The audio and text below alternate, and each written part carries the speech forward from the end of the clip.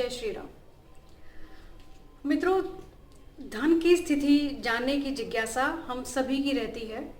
कुंडली के माध्यम से हम सभी जानना चाहते हैं कि कुंडली में हमारी धन की स्थिति कैसी है। क्या किस्मत में, भाग्य में धन अच्छा है, मध्यम है, कैसा है, ये हम सभी जानना चाहते हैं। तो आइए कुंडली के माध्यम से जानने की कोशिश करते हैं कि किन किन भावों से हम धन की स्थिति को जान सकते हैं। ये मैंने एक मेष लग्न की कुंडली बना ली है। आपकी कुंडली में यहाँ जहाँ 1 नंबर लिखा है, यहाँ कोई भी और अंक हो सकता है। ये मैंने एक रैंडमली एक मेष लग्न की कुंडली है। ये है कुंडली का पहला भाव, यानी कि लग्न। लग्न होता है व्यक्ति खुद, उसकी खुद की मानसिकता, उसका शरीर। अब धन किसको कमाना है? व्यक्ति को कमाना है। तो हम सबसे पहले विचार करेंगे लग्न का। दूसरा भाव जो धन का भाव कहलाता है। उसके बाद हम देखेंगे सोर्स ऑफ इनकम, आपका 11वां भाव कैसा है। ये तो है एक बहुत बेसिक लाइन, बेसिक स्थितियां, जिसकी वजह से हम देख सकते हैं कि धन कैसा होगा और सोर्स ऑफ इनकम कैसा है और कितनी आय होगी। यदि लग्नेश बली है, लग्न मजबूत है, तो आप अपने पराक्रम के प्रभाव से, आप अपने कर्मों के हिसाब से धन को अर्जित कर सकते हैं। धन की स्थिति के लिए, यानी दूसरे भाव का स्वामी अगर बली है, दूसरे घर में कोई अच्छा ग्रह है जिसकी डिग्री अच्छी है, उसका विचार कर सकते हैं। यह है सोर्स ऑफ इनकम कि आपकी आय कितनी होगी, आप उसका संचय यानी कि उसको सेव कर सकते हैं या नहीं। उसके साथ ही साथ 2 भाव और ऐसे हैं जो धन के भाव तो नहीं कहलाते, लेकिन उनसे आप धन का विचार जरूर करते हैं। ये है पंचम भाव और 9वां भाव।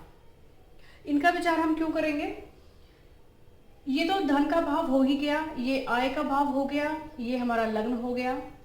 ये पंचम भाव जिससे हम संतान और विद्या का विचार करते हैं, कोई अलग बात है। यहाँ हम बात कर रहे हैं धन की।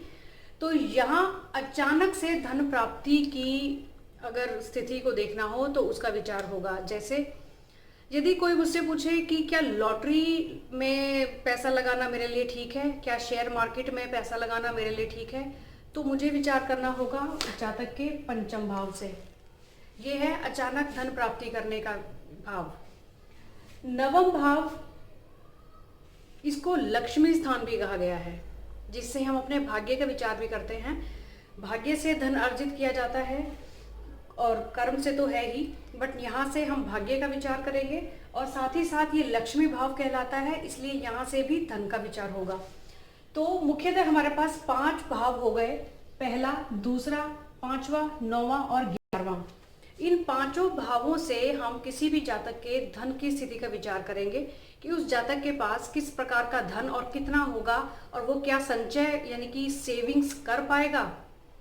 कई बार क्या होता है कि हम धन तो बहुत कमा लेते हैं, पैसा कमा लेते हैं, लेकिन उसको सेव नहीं कर पाते।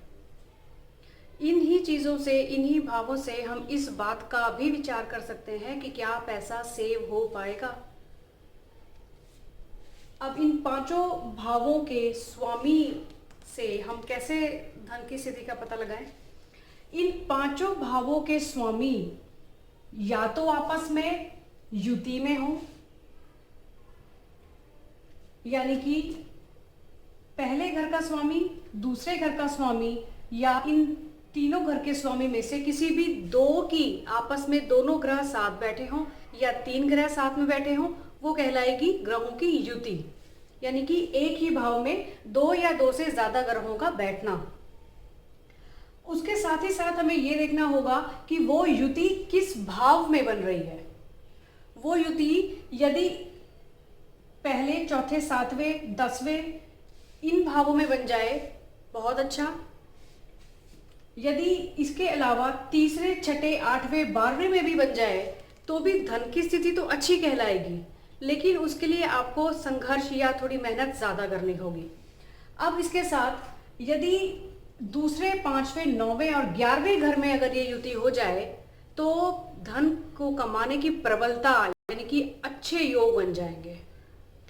उस युति में हमें एक बात का और विचार करना है कि उन ग्रहों की आपस में जो युति है उनकी डिग्री कितनी है। ग्रहों की जितनी आपस में डिग्री कम होगी उतनी युति का फल हमें ज्यादा मिलेगा। सिर्फ सूर्य का विचार हमें जरूर करना है, क्योंकि सूर्य के साथ जो भी ग्रह ज्यादा नजदीकी से बैठता है यानी कि डिग्री कम होके बैठता है वो अस्त हो जाता है। लेकिन और ग्रहों के साथ अगर युति में है कोई भी ग्रह तो उनकी जितनी कम डिग्री होगी उतना फल उनका अच्छा होगा। यहाँ पे साथ ही साथ हमें लग्नेश का भी विचार करना होगा। लग्नेश यानी कि लग्न का स्वामी ग्रह कौन सा है, वो किस भाव में बैठा है और वो दूसरे घर का जो मालिक है उसका मित्र है या समस्त समभावस्थ है या शत्रु राशि में बैठा है। इन चीजों का भी हमें विचार कर लेना पड़ेगा।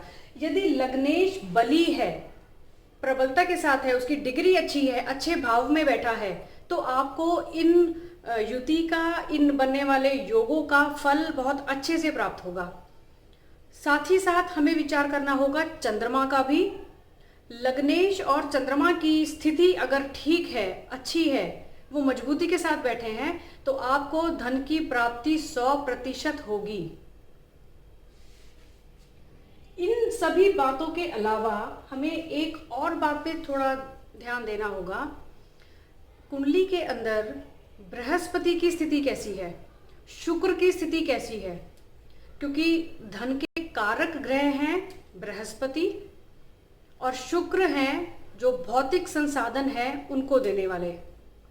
इन दोनों की स्थिति अगर कुंडली के अंदर ठीक हो जाती है तो ये अपने आप में धन योग बना देते हैं। राहु, बृहस्पति और शुक्र ये तीनों ग्रह ऐसे हैं जो अपने आप में धन योग बना देते हैं। लेकिन इसका ये भी अर्थ नहीं कि सिर्फ इन तीनों की स्थिति को देखते ही हम धन का विचार कर लेंगे।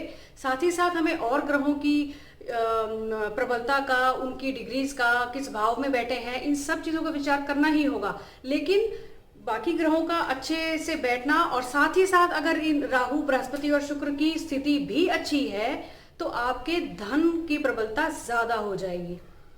धन योग आपका मजबूती से बनेगा। इसके अलावा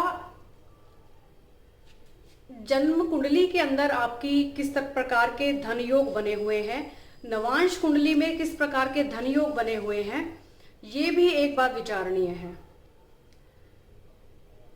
मुझे लगता है कि ये वीडियो ज्यादा लंबा ना हो जाए तो अगले प्रोग्राम में नवांश कुंडली और जन्मांक कुंडली इस विषय में बात करते हैं, धन योग के विषय में। तब तक के लिए नमस्कार।